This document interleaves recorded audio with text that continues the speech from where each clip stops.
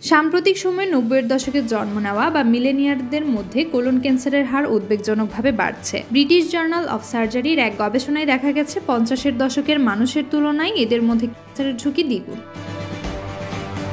Colon cancer মূলত বৃহদন্ত্র বা মলাশয়ে হয়, যার প্রাথমিক উপসর্গ হিসেবে রয়েছে পায়ুপথে রক্তপাত, কারণ ছাড়া পেট ব্যথা, দুর্বলতা, মলত্যাগের ধরনের পরিবর্তন এবং অস্বাভাবিক ওজন কমে যাওয়া। অনেক সময় এসব উপসর্গ পাইলস বা অন্যান্য সমস্যার মতো হলেও অবহেলা করা উচিত নয়।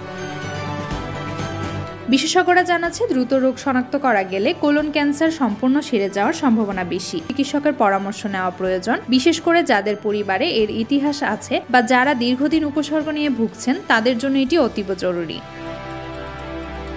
খাদ্যাভ্যাসের পরিবর্তন, কম পরিশ্রম ও জিনগত কারণ ক্যান্সারের ঝুঁকি বাড়াচ্ছে। স্ক্রিনিং করানো খুবই গুরুত্বপূর্ণ। সবশেষে আতঙ্কিত হওয়ার কিছু নেই, তবে সময় মতো চিকিৎসা হলে সফলতার হার অনেক বেশি।